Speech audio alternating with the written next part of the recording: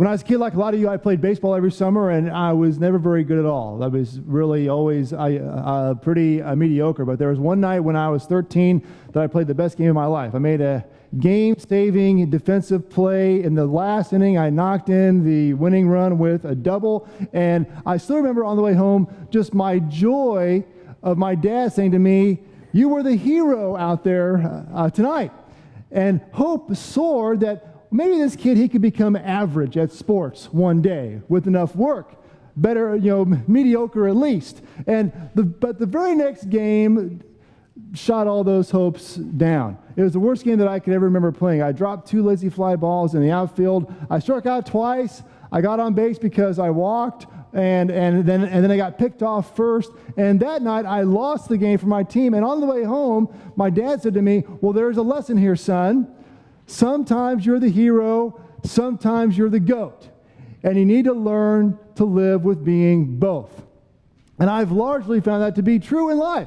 There are times when we walk in faith heroically, and it feels so good to walk close to Jesus and love and obedience and do the right thing and take this courageous stand and be given the right word at the right time and make a difference and sacrifice and suffer for the kingdom. But we are simultaneously, as believers in Jesus Christ, we are sinners and we're saints. We are two natures striving in one body, threatening to be rent asunder. So sometimes, more than we would like, we're the goat. And what happens when we're the goat of our faith? What happens when we stumble and fall? What happens when we mess up, when we sin terribly, especially that sin that we swore we would never do again? How do we come back from the mistake, the misstep, the faithless act, the work of the flesh? How do we recover from being the goat rather than the hero? Well, by God's grace, we're given a manual. We're given a how-to book that is filled with real-life examples of people who were the goat at least as much as they were the hero, who were faithless rather than faithful. And one of those faithless men was indeed the father of our faith, a man who's also known for his faithfulness, a guy who was willing to sacrifice his only son because God told him to, Abram. But he too, like you and me, was far from perfect. But God was pursuing something greater through him. Now, a couple weeks ago, you heard Matt's excellent sermon on Genesis 12, which is a plum passage on which to be given to preach, where we heard God call Abram and tell him that he would make his family a blessing to all the families of the world and that he would make of Abram a great nation. And Jesus traced his lineage back to Abram, and indeed, every Christian in some way, shape, or form traces our lineage back to Abram. He is the father of our faith. And Abram believed God's promise because he packed up his household and he moved to a foreign land called Canaan, leaving everything and everyone that he had ever known because God told him to do it. And God told him that his future family would one day bless all the families of the earth. And Abram believed God, and he had faith, and it was counted to him as righteousness. Now, decades passed in Abram's life since God first made him that promise, and life for Abram was full. Abram moved his household again to Egypt for a short time because there was a famine in his new homeland. He moved back to Canaan. He became very wealthy. He heroically rescued his ne'er-do-well nephew Lot from the clutches of some evil kings. And then after a great many years, after God first appeared to him, God appeared to Abram again to confirm his covenant. Genesis 15:1 says, "After these things, the word of the Lord came to Abram in a vision. Fear not, Abram, I am your shield. Your reward shall be very great." Fear not, God said. Now, the word tells us precisely what Abram's fears were, because immediately upon hearing God's promise renewed, Abram replayed his fears exactly for God, almost like they had been bottled up and turned over again and again in his mind for decades.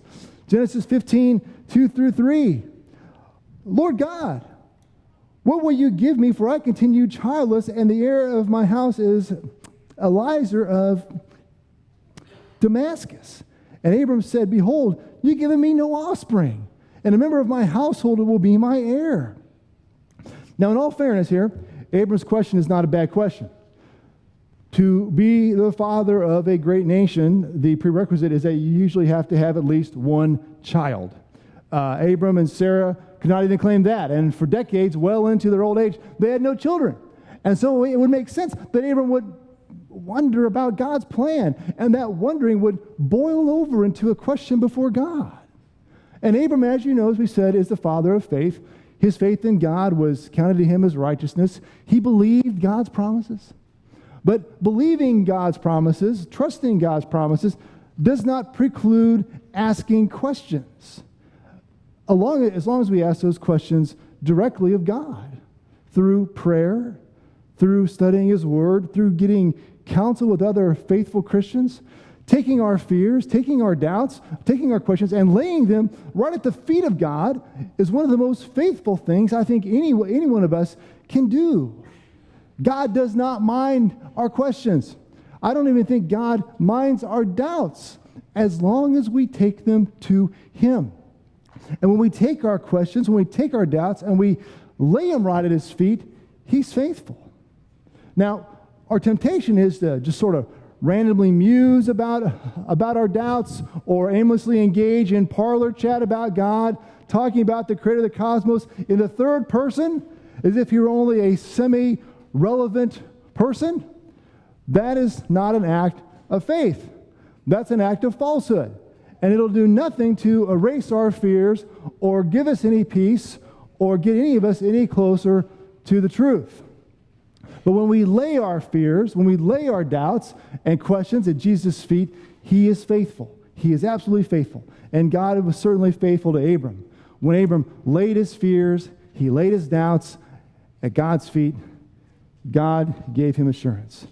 God told him in no uncertain terms that Eliezer of Damascus would not be his heir, but that his very own son would be his heir.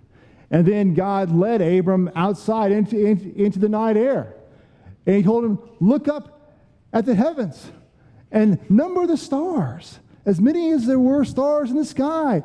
That is how many his descendants would be. Now, in my experience, the fears come, the doubts come, not so much during the daytime, but they come at night. And God gave Abram a visual reminder that He is not only the Lord of all creation, but He is the author of Abram's destiny. The Lord of the cosmos is also the Lord of his life. The God who holds all things in His hand holds Abram in His palm as well.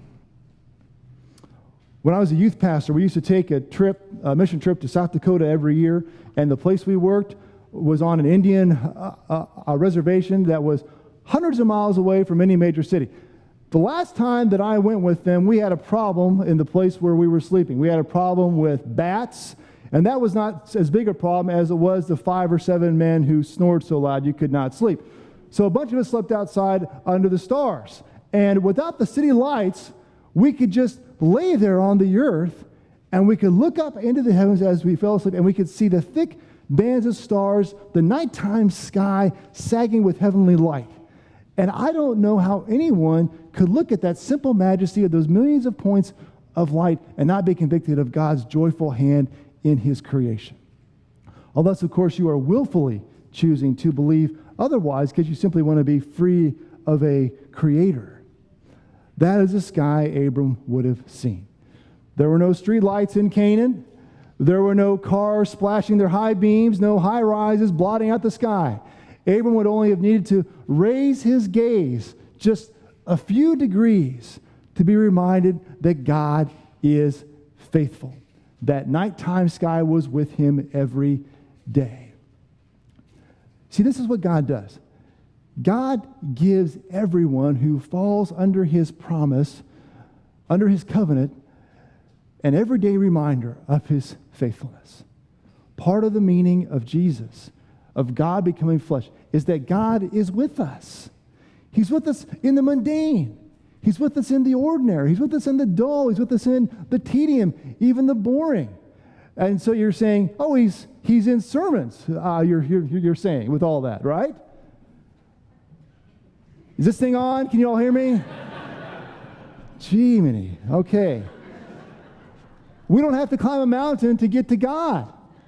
We don't have to look for God because he has come for us. And if we can't see him, it's not because he's not there. It's because we refuse to raise our eyes even a few degrees to see him. I know sometimes that I would rather gaze in the mirror or ponder the works of my hands or even stare into the abyss rather than see his covenant love played out in our life. I think some of us don't see God because we're looking for a different God than the one who actually exists. Isaac Newton, the 17th century Englishman who discovered gravity, pretty smart guy, wrote at the end of his treatise on light, he said, "What power God has over us, what benefits we can receive from him, so far as our duty toward him as well as toward one another, will appear to us by the light of his creation." Every beam of light, every breath, every bead of rain, every beat of our heart holds the promise of God's love, because it is Jesus Christ who holds all things together. So what reminders of his faithfulness has he placed in your life every day? Do you see those reminders? And do you believe God's promise? Why not? Why not? The word teaches us that Abram, that he believed the Lord's promise, and it was counted to him as righteousness. So this was the faithful part of Abram. But what happens when the faithful lose faith? What happens when the hero becomes the goat? What happens when the saint acts more like a sinner? Sometime after God splashed his promise to Abraham or to Abram across the nighttime sky, we were told that Abram's wife Sarah, who the Bible also celebrates for her faith, began to be concerned that God has not acted swiftly on this promise. Both she and Abram were not getting any younger. They still had no child of their own. They had lived in the land where God had told them to live for 10 years. They had been faithful for a decade, and God has still not delivered on the promise of a child. And Abram was in his mid-80s around this time. When does sin occur? Sin occurs because we take matters into our own hands. Rather than doing it God's way, we do it our way. Rather than waiting God to bless us in his timing, we seize things for ourselves. We want what we want, and we want it right now. But there is a reason why in the fullness of time, God's plan has not yet come to fruition. So Sarah, in her impatience for God to act, took matters into her own hands. Or maybe we should say she delegated things. Sarah had an Egyptian slave named Hagar, and she thought, well, if I can't give my husband a child, well, maybe Hagar could. And Sarah said to Abram, Genesis 16:2, "Behold, now the Lord has prevented me from bearing children. Go into my servant, that it may be that I shall obtain children by her." And Abram listened to the voice of Sarah.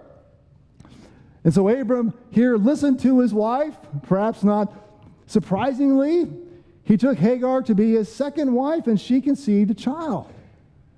Can anyone guess what happened next? Did all things go great? Did they live happily ever after? Lo and behold, wonder of wonders, Sarah and Hagar did not get along. Amazingly enough, ordering another woman to round out your marriage and become the mother of your husband's children would cause conflict. Hagar began to look on Sarah with contempt, likely for many reasons. And then this created conflict between Sarah and Abram. And Sarah went to Abram and she said, "This is all your fault.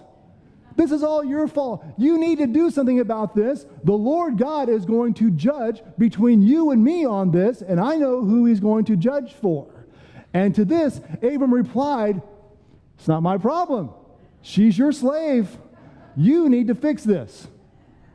Well, you don't have to listen too hard here for echoes of Adam and Eve trying to wash their hands of responsibility for the mess that they have made. In fact, nearly every husband and wife argument boils down to this simple formula. It's not my fault. It's yours. They're not my kids. They're your kids. You need to fix this thing. I'm fine how I am.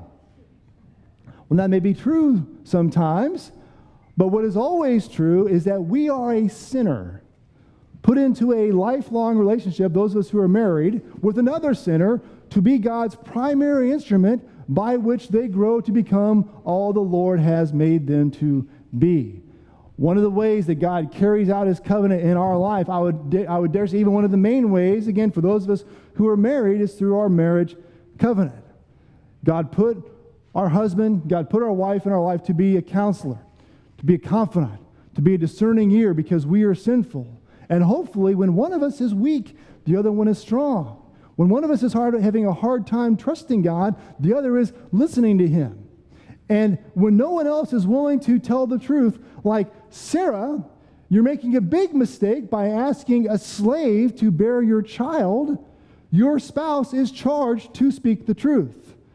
Now, most say here that Sarah failed by not trusting God. But Abram failed too, because he did not act to protect Sarah from her sinful self. And sometimes husbands and wives are called to do that very thing. Husbands and wives are charged to offer two things to grow us to become all that the Father has made us to be: unconditional love and unconditional truth. Not one, not the other, but both. You see, what makes unconditional truth palatable and possible and even life-giving is that it happens in the context of unconditional love. That a husband and a wife are called to love each other the way Jesus loves us, no matter what, come what may, for richer, for poorer, in sickness and in health. Unconditional love makes unconditional truth bearable. Truth without love it's harsh and it is unyielding and it crushes the spirit. Love without truth is flabby sentimentality. It is cotton candy for the soul. But unconditional love in tandem with unconditional truth is God's velvet hammer for refining our character. Now, Abram and Sarah's story, despite their faithlessness, it doesn't end here, and it doesn't end for a simple reason. God was pursuing something through them that was much bigger than them. He was pursuing the redemption of the world. He was blessing all the families of the earth through Abram's family. Not only was God not surprised when Abram and Sarah responded faithlessly to his covenant, his divine plan for the world was not stopped. Genesis teaches that Sarah did what Abram told her to do. She dealt with Hagar, and she was very harsh in dealing with her, and Hagar fled into the wilderness to escape her. But the Lord found Hagar hiding by a spring, and he promised that he would take care of her, and that he would take care of her unborn son, and that they should call him Ishmael. God told Hagar that she should return home. And he said Ishmael's life would not be without struggle. In fact, a lot of it would, maybe most of it, would be brought about by his own recklessness. But ultimately, that God had him and God had her in his hands. And Hagar went back home encouraged, knowing that the Lord was on her side. Genesis 16:13. So she called the name of the Lord who spoke to her. "You are a God of seeing," she said. "Truly here I have seen him who looks after me." God provides. God provides. God looks after those whom he loves, especially the victim of someone else's sin. And so the next time we feel tempted to retaliate, to act out against someone who has sinned against us, remember this, that God is the one who looks after us. Now, as we wrap up this sermon, we may read this story, it's certainly tempting to, and to say, this guy, Abram, he's the father of our faith. He didn't trust God's promise. He married another woman. He didn't stand up to his wife when given everything, and when everything blew up, he refused to take responsibility.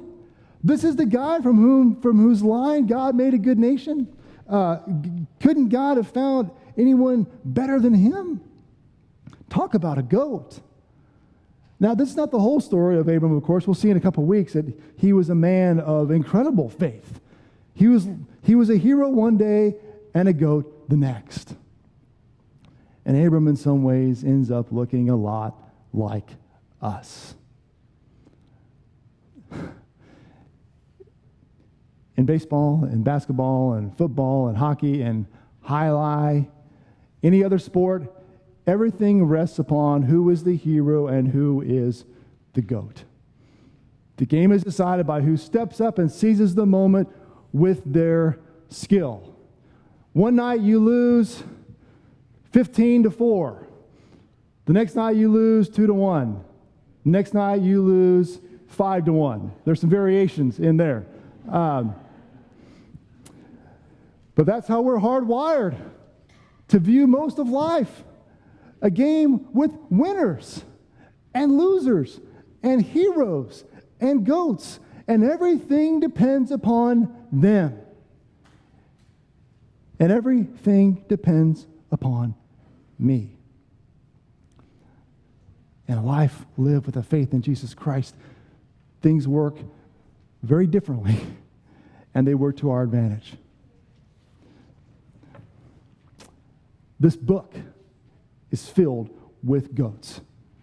Men and women who, when they are called to rise to the occasion, instead shrink to the circumstance.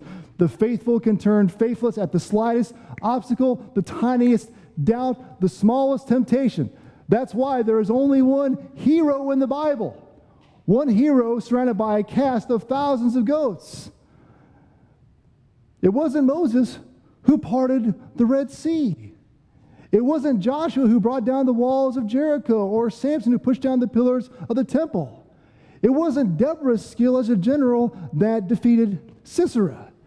David didn't kill Goliath by his own strength. It wasn't Elijah who defeated the foreigner priests of Baal. Daniel didn't close the mouths of the lions. Peter's preaching didn't convert thousands upon thousands in Jerusalem. Paul did not raise Eutychus from the dead. They're not the heroes of the story. God is.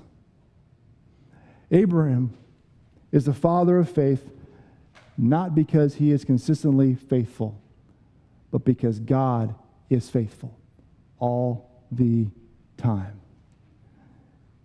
And he's faithful to you too. You don't need to be the hero. And being the goat is not the end of the world, because God is pursuing something much greater through you, something that will outlive your life. So never lose faith in what Jesus is doing, because our hero, Jesus, he's faithful. Matt, would you pray with us, please?